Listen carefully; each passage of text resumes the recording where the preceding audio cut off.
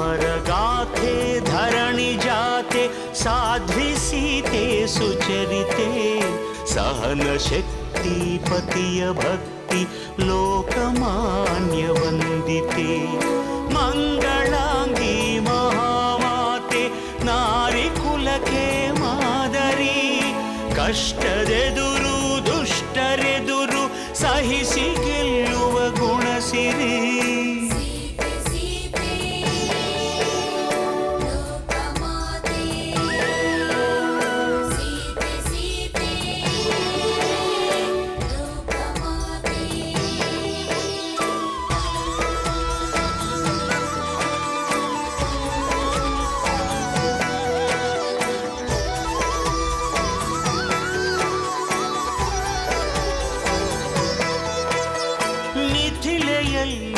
ಜನಕ ಕುಲಕ್ಕೆ ಬೆಳಕು ತಂದ ಜಾನಕಿ ಸ್ವಯಂ ವರದಿ ಧನುವ ಮುರಿದ ರಾಮಚಂದ್ರನ ನಾಯಕಿ ಪಟ್ಟದರಸಿಯಾಗುವಂಥ ಭಾಗ್ಯ ಸಿಗುವ ಸಮಯದಿ ದಟ್ಟ ಅಡವಿಯ ಹೊಕ್ಕಿ ನಡೆದಳು ಪತಿಯ ಜೊತೆಗೆ ಪ್ರೇಮದಿ ಪ್ರೇಮ ಪೂರ್ಣೆ ತ್ಯಾಗಶೀಲೆ ಸೂರ್ಯ ಕುಲಕ್ಕೆ ಜ್ಯೋತಿಯು ಉರಿವ ಬೆಂಕಿ ಸುಡದು ಇವಳ ನೀತಿಗಂತ ಶಕ್ತಿಯು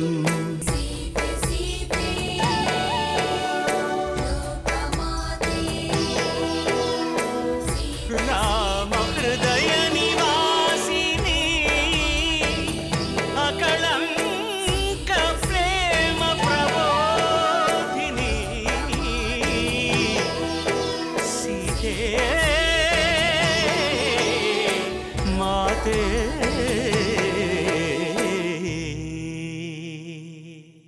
ರಾಮನನ್ನು ಸಾಮಾನ್ಯನೆಂದು ತಿಳಿಯಬೇಡ.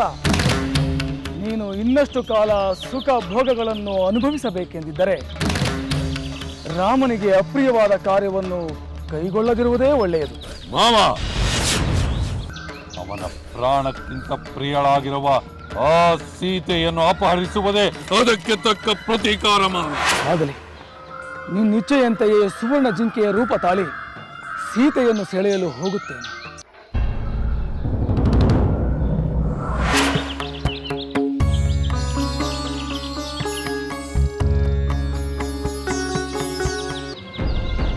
ಸಹಜವಲ್ಲದ ಇಂಥ ಚಿನ್ನದ ಬಣ್ಣದ ಜಿಂಕೆ ಇರುವುದಕ್ಕೆ ಸಾಧ್ಯವೇ?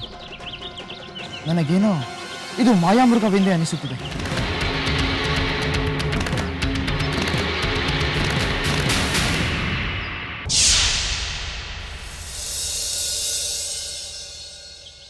ಬೇಕಾದಾಗ ಬೇಕಾದ ರೂಪ ತಾಳಬಲ್ಲ ಈ ದುಷ್ಟ ಹಿಂದೆ ಹಲವು ಮುನಿಗಳನ್ನು, ಬೇಟೆಗೆ ಬಂದ ಹಲವು ರಾಜರುಗಳನ್ನು ಕೊಂದಿದ್ದಾನೆ. ಸಹಜವಲ್ಲದ ಇಂಥ ಚಿನ್ನದ ಬಣ್ಣದ ಜಿಂಕೆ ಇರುವುದಕ್ಕೆ ಸಾಧ್ಯವೇ? ನನಗೇನೋ ಇದು ಮಾಯಾಮೃಗವೆಂದೇ ಅನಿಸುತ್ತಿದೆ.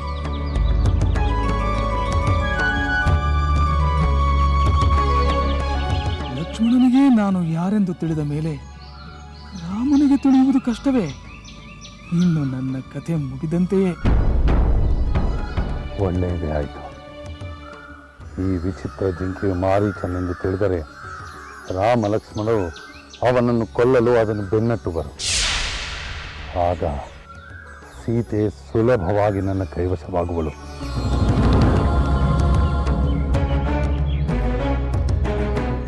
ಸ್ವಾಮಿ,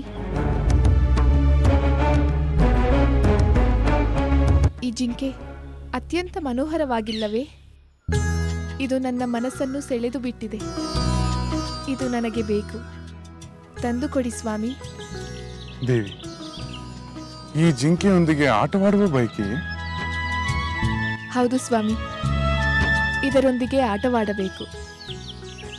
ಇಂತಹ ಅಪೂರ್ವವಾದ ಚಿನ್ನದ ಜಿಂಕೆ ನನ್ನ ಬಳಿ ಇದೆ ಎಂದು ನಾನು ಹೆಮ್ಮೆ ಪಡಬೇಕು. ಅತ್ತಿಗೆಗೆ ಇದು ರಾಕ್ಷಸನ ಮಾಯೆ ಎಂದು ತಿಳಿಯುತ್ತಿಲ್ಲ. ಆದರೆ ಸಹೋದರನಿಗೆ ಏನನ್ನೂ ಹೇಳುತ್ತಿಲ್ಲ. ಹೌದು ಸ್ವಾಮಿ, ವಿಸ್ಮಯಕರವಾದ ಈ ಜಿಂಕೆ ನನ್ನದಾಗಬೇಕು. ನಾವು ವನವಾಸವನ್ನು ಮುಗಿಸಿ ಹೋಗುವಾಗ ಇದನ್ನು ನಮ್ಮ ಜೊತೆಯಲ್ಲಿ ಕರೆದುಕೊಂಡು ಹೋಗೋಣ. ಅದು ನಮ್ಮ ಅಯೋಧ್ಯೆಯ ಅಂತಃಪುರಕ್ಕೆ ಭೂಷಣವಾಗಿರುತ್ತದೆ. ಹೌದು ದೇವಿ, ನೀನು ಹೇಳಿದಂತೆ ಈ ಜಿಂಕೆ ವಿಸ್ಮಯಕರವಾದ ಜಿಂಕೆ.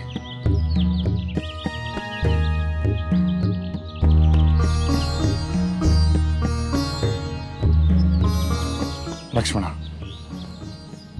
ಸೀತೆಯ ಆಸೆಯನ್ನು ನೋಡಿದೆಯಾ? ಇಂತಹ ಸುಂದರವಾದ ಜಿಂಕೆ ಈ ಲೋಕದಲ್ಲಿ ಎಲ್ಲಿಯೂ ಇಲ್ಲವೆಂದು ಕಾಣುತ್ತಿದೆ.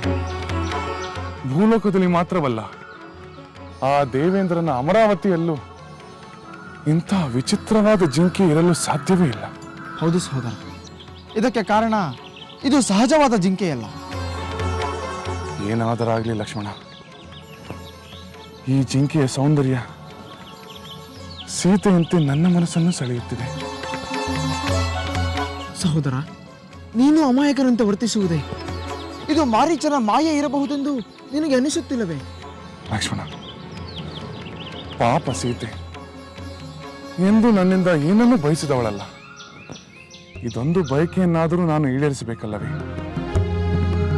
ಒಂದು ವೇಳೆ ಅದು ರಾಕ್ಷಸ ಮಾಯೆಯೇ ಇರಲಿ, ಆ ರಾಕ್ಷಸನನ್ನು ಸಂಹರಿಸುವುದು ನನ್ನ ಕರ್ತವ್ಯವಲ್ಲವೇ? ಆದರೆ ಲಕ್ಷ್ಮಣ, ಆ ಮಾರೀಚ ತನ್ನ ಮಾಯೆಯಿಂದ ಎಷ್ಟೋ ಜನರನ್ನು ಕೊಂದಿದ್ದಾನೆ ಎಂಬುದು ನನಗೆ ಗೊತ್ತು. ಈ ಜಿಂಕೆ ರೂಪದಲ್ಲಿರುವವನು ಮಾರೀಚನೇ ಆಗಿದ್ದರೆ ಅವನ ಅಂತ್ಯ ಆಯ್ತಂದೇ ತಿಳಿ.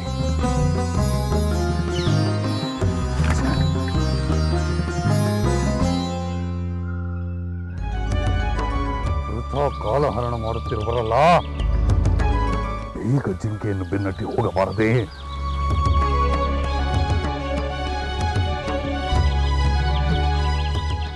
ಲಕ್ಷ್ಮಣ, ನೀನು ಧನುರ್ಬಾಣಗಳನ್ನು ಹಿಡಿದು ಸನ್ನದ್ಧನಾಗಿ ಸೀತೆಯನ್ನು ರಕ್ಷಿಸುತ್ತಿರು.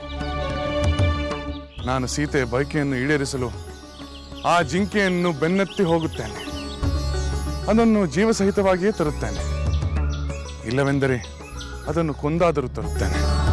ಸ್ವಾಮಿ, ನೀವು ಜೀವಸಹಿತವಾಗಿ ಆ ಜಿಂಕೆಯನ್ನು ಹಿಡಿದು ತರದಿದ್ದರೆ ನನಗೆ ಅದರ ಚಿನ್ನದ ಚರ್ಮದ ಮೇಲೆ ಕೂಡುವ ಸಂತೋಷ ಸಿಗಬಹುದು ಅಷ್ಟೇ.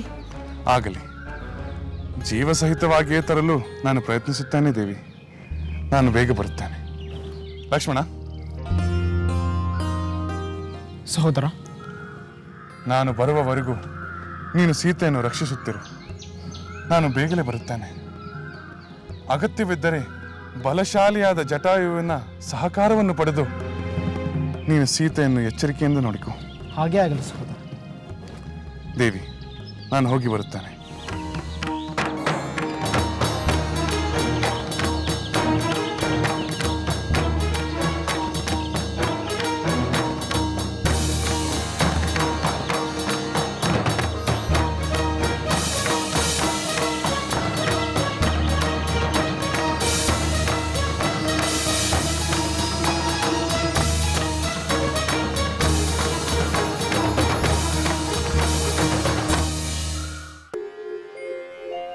ಮಾಯಾಮೃಗದ ಬೆನ್ನಟ್ಟಿದ ಶ್ರೀರಾಮ, ಮಾಯಾಮೃಗದ ಬೆನ್ನಟ್ಟಿದ ಶ್ರೀರಾಮ.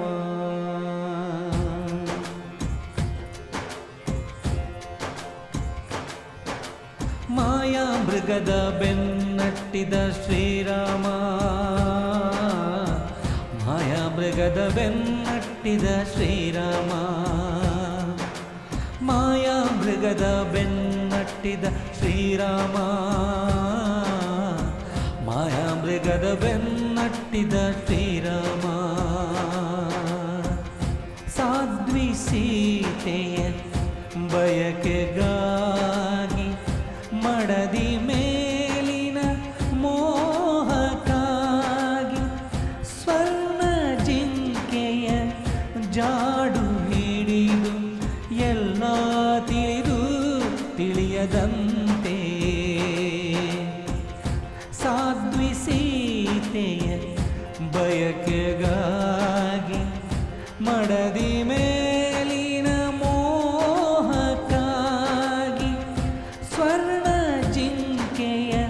ಜಾಡು ಹಿಡಿದು ಎಲ್ಲ ತಿಳಿದು ತಿಳಿಯದಂತೆ ಮಾಯಾ ಮೃಗದ ಬೆನ್ನಟ್ಟಿದ ಶ್ರೀರಾಮ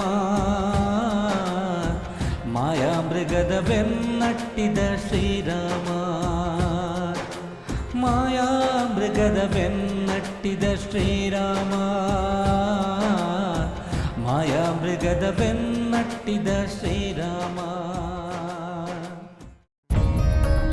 ಲಕ್ಷ್ಮಣ, ಅತ್ತಿಗೆ, ಎಷ್ಟು ಹೊತ್ತಾಯಿತು?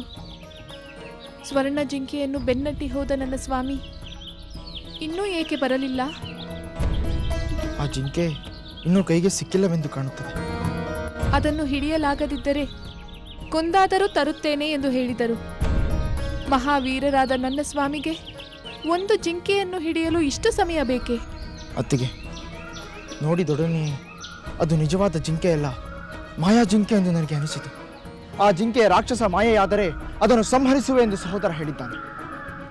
ಏನೇ ಆದರೂ ಆ ಮಾಯಾ ಗೀಯಗಳೆಲ್ಲ ನಮ್ಮ ರಾಮಚಂದ್ರನ ಮುಂದೆ ನಡೆಯುವುದಿಲ್ಲ. ಆ ಅಸುರನನ್ನು ಅವನು ಖಂಡಿತ ಕೊಂದು ಬರುತ್ತಾನೆ. ನೀವು ಚಿಂತಿಸಬೇಡಿ.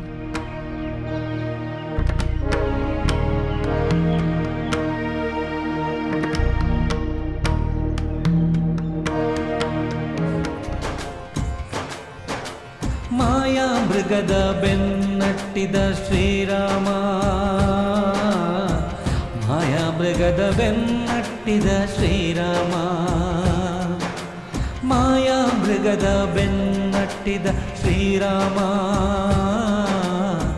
ಮಾಯಾ ಮೃಗದ ಬೆನ್ನಟ್ಟಿದ ಶ್ರೀರಾಮ ಸಾಧ್ವಿ ಸೀತೆಯ ಬಯಕೆಗಾಗಿ ಮಡದಿ ಮೇಲಿನ ಮೋಹಕ್ಕಾಗಿ ಸ್ವರ್ಣ ಜಿಂಕೆಯ ಜಾಡು ಈ ಜಿಂಕೆ ನನ್ನೊಂದಿಗೆ ಕಣ್ಣ ಮುಚ್ಚಾಲೆ ಆಡುತ್ತಿದೆಯಲ್ಲ, ಎಷ್ಟು ದೂರ ನನ್ನನ್ನು ಸೆಳೆದುಕೊಂಡು ಬಂದು ಬಿಟ್ಟಿದೆ. ಇನ್ನು ಎಷ್ಟು ಹೊತ್ತು ಇದರ ಹಿಂದೆ ಹೀಗೆ ಸುತ್ತುವುದು? ಇಲ್ಲ ಇಲ್ಲ, ಈ ಜಿಂಕೆ ನನ್ನ ತಾಳ್ಮೆಯನ್ನು ಪರೀಕ್ಷಿಸುತ್ತಿದೆ. ಇನ್ನೊಮ್ಮೆ ಅದು ನನ್ನ ಕಣ್ಣಿಗೆ ಬಿದ್ದೊಡನೆ ನನ್ನ ಬಾಣಕ್ಕೆ ಬಲಿಯಾಗಬೇಕು. ರಾಮನನ್ನು ಪರ್ಣಕುಟೀರದಿಂದ ಬಹಳಷ್ಟು ದೂರ ಬರುವಂತೆ ಮಾಡಿದ್ದಾಯಿತು. ಈ ವಿಷಯವನ್ನು ರಾವಣನಿಗೆ ತಿಳಿಸಬೇಕು. ಮಾಯಾ ಮೃಗದ ಬೆನ್ನಟ್ಟಿದ ಶ್ರೀರಾಮ.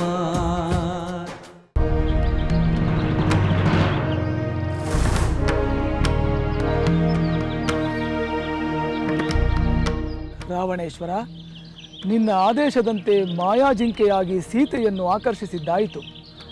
ನನ್ನನ್ನು ಬೆನ್ನಟ್ಟಿ ರಾಮ ಕುಟೀರದಿಂದ ದೂರ ಬರುವಂತೆ ಮಾಡಿದ್ದೂ ಆಯಿತು. ಭಲೆ ಮಾವ, ಭಲೆ ಭಲೆ. ನಾನು ಹೇಳಿದ ಕಾರ್ಯವನ್ನು ಮಾಡಿದ್ದಕ್ಕಾಗಿ ನನಗೆ ಅತೀವ ಸಂತೋಷವಾಗಿದೆ. ಆದರೆ ನಿಮ್ಮ ಕಾರ್ಯವಿನ್ನೂ ಮುಗಿದಿಲ್ಲ. ಆ ಲಕ್ಷ್ಮಣನು ಅರಣ್ಯಕುಟಿಯಿಂದ ಆಚೆ ಬರುವಂತೆ ಮಾಡಬೇಕು. ಬೇಗ ಹೋಗಿ ನೀವು ರಾಮನ ಧ್ವನಿಯಲ್ಲಿ ಆ ಲಕ್ಷ್ಮಣ, ಆ ಸೀತೆ ಎಂದು ಯಾತನೆಯಿಂದ ಕಿರಿಚಬೇಕು. ಆಗ ಅಣ್ಣನಿಗೆ ಏನೋ ಆಪತ್ತು ಸಂಭವಿಸಿದೆ ಎಂದು ಲಕ್ಷ್ಮಣನು ಅಲ್ಲಿಗೆ ಧಾವಿಸುತ್ತಾನೆ. ಆಗ ನಾನು ಮಾವ, ಬೇಗ ಹೋಗು. ಜಿಂಕೆ ಇಲ್ಲವೆಂದು ರಾಮನು ಮತ್ತೆ ಬಂದು ಬಿಟ್ಟಾನು. ಹೊರಡು. ರಾವಣೇಶ್ವರ, ನಾನು ರಾಮನಿಗೆ ಮತ್ತೆ ಕಾಣಿಸಿಕೊಳ್ಳುವುದೆಂದರೆ ನನ್ನ ಮೃತ್ಯುವಿನ ಮನೆ ಬಾಗಿಲನ್ನು ನಾನೇ ತೆರೆದಂತೆ. ರಾವಣೇಶ್ವರ, ಕೊನೆಯದಾಗಿ ಹೇಳುತ್ತೇನೆ, ಮಾವೋ, ಆಗಲಿ. ಏನಾಗಬೇಕೋ ಅದು ಆಗಲೇಬೇಕು.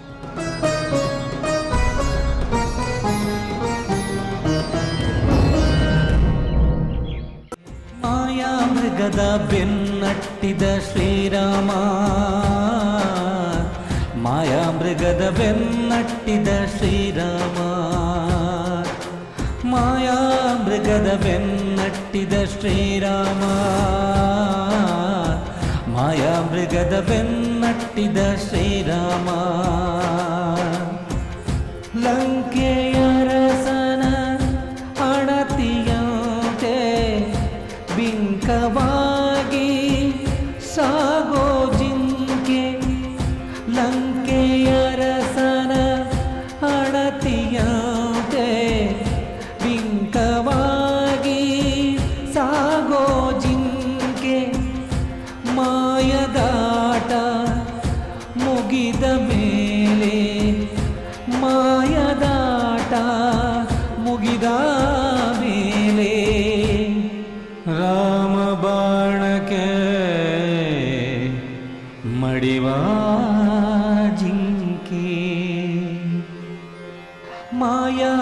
ಮೃಗದ ಬೆನ್ನಟ್ಟಿದ ಶ್ರೀರಾಮ ಮಾಯಾಮೃಗದ ಬೆನ್ನಟ್ಟಿದ ಶ್ರೀರಾಮ. ಎಲೈ ಸ್ವರ್ಣ ಜಿಂಕಿ, ನೀನು ನನ್ನನ್ನು ಸಾಕಷ್ಟು ದಣಿಸಿದೆ. ಈ ಅರಣ್ಯದೆಲ್ಲ ನನ್ನನ್ನು ಅಲೆದಾಡಿಸಿದೆ. ಈಗ ನೀನು ನನ್ನ ಕಣ್ಣುಗಳಿಂದ ಮರೆಯಾಗಲು ನಾನು ಬಿಡುವುದಿಲ್ಲ. ನೀನು ಮರೆಯಾದರೂ ಈ ನನ್ನ ಬಾಣ ನಿನ್ನನ್ನು ಬಿಡುವುದಿಲ್ಲ.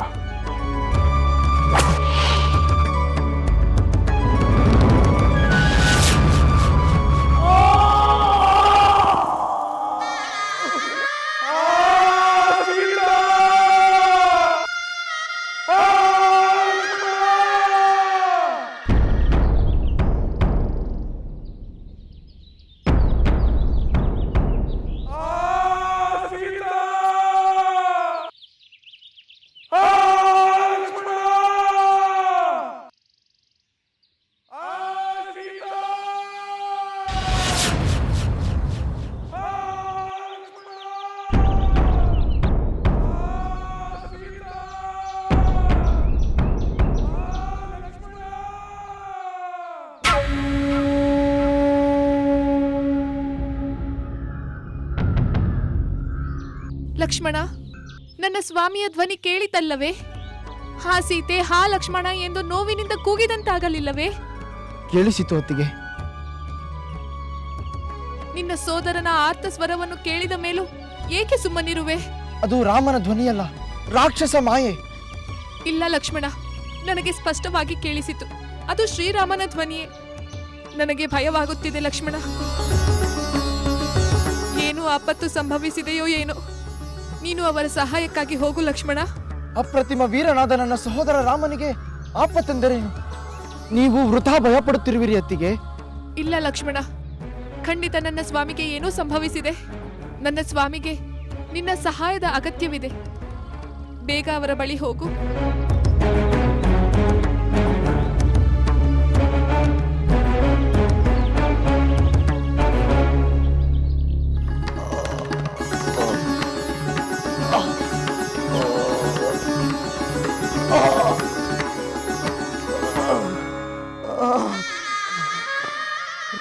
ರಾವಣನ ಋಣ ತೀರಿಸಲು ಅವನ ಇಚ್ಛೆಯಂತೆ ನಡೆದುಕೊಂಡು ರಾಮನ ಬಾಣಕ್ಕೆ ಬಲಿಯಾಗಿದ್ದೇನೆ.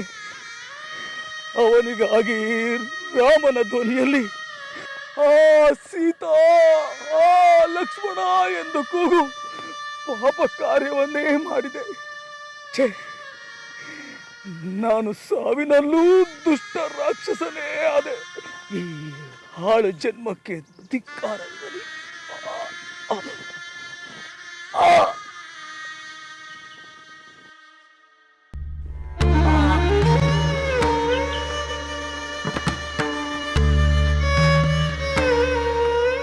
ಲಕ್ಷ್ಮಣ, ನಿನ್ನ ಸೋದರನ ಮಾತಿನ ನೆಪ ಹೇಳಿ ನನ್ನ ಸ್ವಾಮಿಯ ರಕ್ಷಣೆಗೆ ಧಾವಿಸದೆ ತಪ್ಪು ಮಾಡುತ್ತಿರುವೆ. ರಾಮಕ್ಷೇಮದ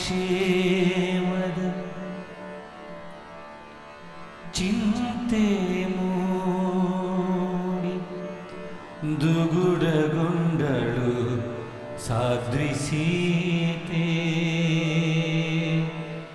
ನಿನ್ನಲ್ಲಿ ದುರುದ್ದೇಶವಿಲ್ಲದಿದ್ದರೆ ನಿನ್ನ ಸೋದರನ ಆರ್ತ ಧ್ವನಿಯನ್ನು ಕೇಳಿದ ಮೇಲೆ ನೀನು ಇಲ್ಲಿರುತ್ತಿರಲಿಲ್ಲ. ನೀನು ನನ್ನ ಮೇಲೆ ಮೋಹದಿಂದಲೇ ನಮ್ಮ ಜೊತೆಯಲ್ಲಿ ಬಂದಿರುವಂತಿದೆ. ಶಿವ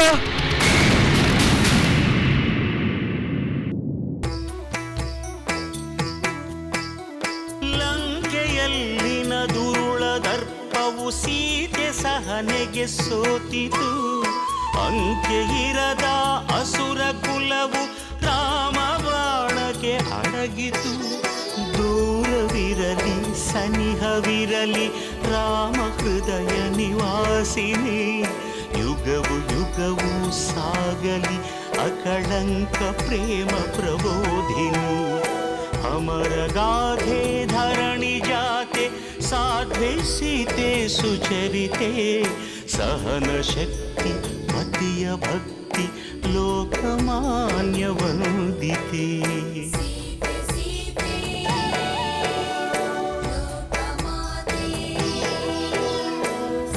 ರಾಮ ಹೃದಯ